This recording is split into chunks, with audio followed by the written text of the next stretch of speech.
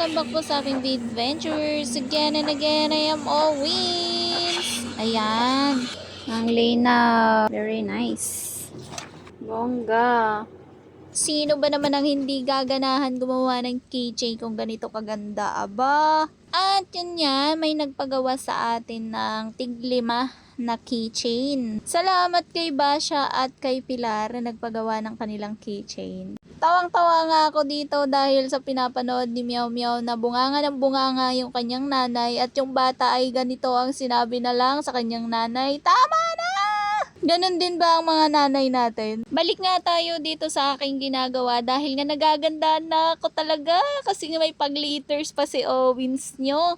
Pulido gumawa yan, syempre. Ayaw ko pa naman ng bara-bara lang. Gusto ko talaga maayos. Hindi naman masyadong maayos. Baka sabihin nyo, perfectionist na ako. Pero parang ganun na nga.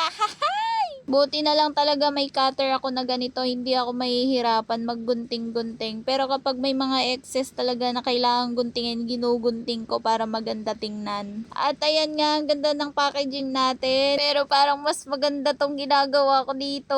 O, tingnan nyo naman ang kanyang muka. Ang ganda. O, kahawig niya talaga si Pilar Pilapil nung kabataan pa niya. Kaya pinangalanan talaga namin na Pilar. At ito nga si Basha, pinangalanan ko naman siyang Basha dahil nga may partner siyang si Popoy. At ang kanyang pangalan naman talaga ay Bea, kaya pinangalanan ko na lang Basha. Ito talaga yung pinaka-struggle kong ginagawa, yung maggunting ng bilog. Sakit sa mata, nakakaduling pa. At dahil nga ginusto ko talaga to at pinangarap ko talaga noon pa na gumawa ng mga souvenirs na ganito. Dahil nga nung ako'y nag-aaral pa lang ay bumibili kami sa palengke ng mga ganitong souvenirs, sabit-sabit sa mga bag, 'di ba? Mang ganon. Hindi ka talaga magpapahuli sa mga uso dati, 'di ba? Dati ang hilig pa namin magpa-develop ng mga pictures na wallet size sa palengke. Pero ngayon nakakagawa na ako ng sarili ko. Maiba na ako dahil nga ito na the final.